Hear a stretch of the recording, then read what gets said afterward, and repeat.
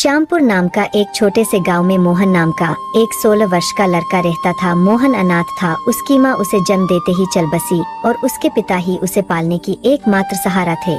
तब मोहन 9 साल का था। उसके पिता किसी काम से शहर गए और फिर कभी नहीं लौट के आए। उसके बाद मोहन पूरी तरह से अकेला हो गया। मोहन गांव के एक टूटी फूटी झोपड़ी में रहता था। उसके घर के पास गांव के मुखिया और उसकी पत्नी रहते थे। उनकी अपनी कोई संतान नहीं था, इसलिए मोहन के माता पिता गुजर जाने के बाद उन्हीं ने ही मोहन को पाला। एलो मोहन बेटा, एक खाना खा लो और अगर कम पड़े तो मुझसे आकर ले लेना। अरे चाची, मैं कब तक आपके ऊपर बोझ बन के बैठा रहूंगा? आप तो मुझे शर्म आती है। अरे बेटा, यह तुम कैसे बात कर रहे हो? तुम हमारे अपने बेटे नहीं हो, इसका मतलब थोड़ी ना है तुम हम पर कोई बोझ हो। आगे से ऐस बड़ी ई बात करना। चुपचाप है खाना खाव। एक कहे के मुखिया की पत्नी सुशीला वहाँ से चली गई। मोहन ने आराम से खाना खाया। खाने के बाद झोपड़ी से बाहर निकला तो सामने ही मुखिया दिखाई दिए। मोहन ने उनको देख उनके पास चल बैठा। मोहन बेटा, खाना खा लिया है ना? जी मुखिया साहब, अभी अभी चाची खाना देखे रह गई थी, हर में उसी खाना खाकर घर से निकले हूँ। हाँ, अच्छा किया। अब तुम बड़े हो गए हो बेटे, अपना ख्याल रखना सीखो। जी मुखिया जी, 9 वर्ष की उम्र से लेकर आप ही मेरा ख्याल रखते आए हैं, पर अब मुझे शर्म आने लगी है। अब मैं कुछ काम करना चाहता हूँ। इसमें शर्म की क्या बात है बेटा? हमने तो तुम्हें अपना ही माना है, लेकिन तुम्हारा मन फिर भी कुछ करने को है तो सुनो। गांव के पास वाला जंगल अब पहले जैसा नहीं रहा।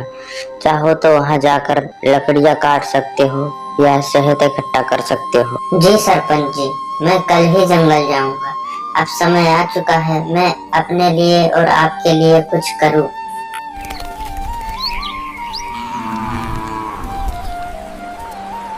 अगले दिन मोहन एक कोल्हारी लेकर जंगल की तरफ निकल पड़। कुछ ही देर में वो जंगल पहुंच गया। कुछ भी कहो, मुखिया जी ने बचपन से लेकर अब तक मुझे पाल पोस के बड़ा किया। अब उनके लिए कुछ करना पड़ेगा और उनका सहारा बनना पड़ेगा कि उनको संतान की कमी महसूस न हो। भी मोहन ऐसा सोच ही रहा था, तभी अचानक उसकी नजर एक चिड़िया पर गई जो उसे बड़े ध्यान से देख रही थी। अरे ये चिड़िया मुझे इतनी गौर से क्यों देख रही है? इसका आकार तो बाकी चिड़िया से बड़ा है और देखने में ये चिड़िया अद्भुत दिख रही है।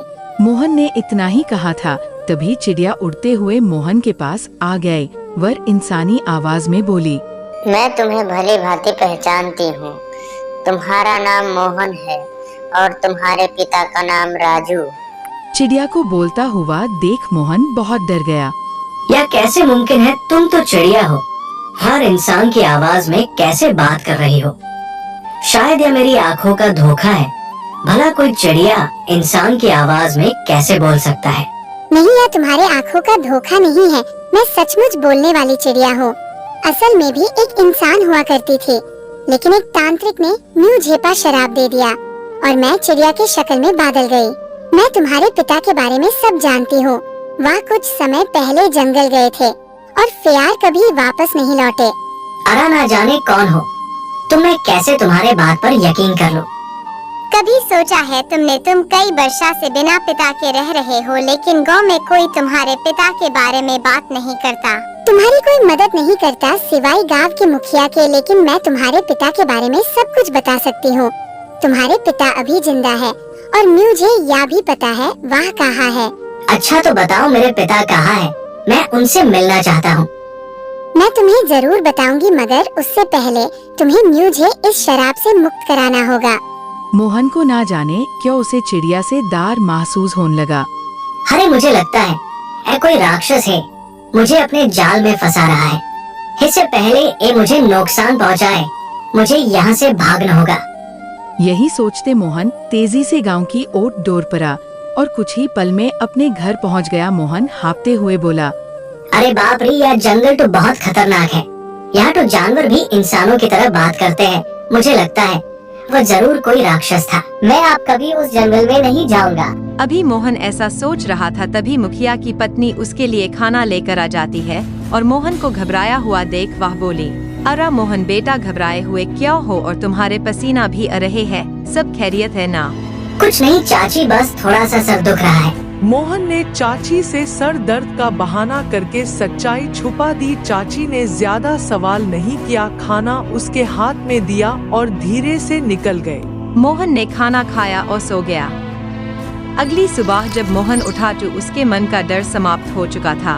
वह अपने आप से बोला, अरे शायद मैं उस चिड़िया को बोलता हुआ देख कुछ ज्यादा ही डर गया, लेकिन अगर सोचो तो उस चिड़िया के बातों में सच्चाई नजर आती है।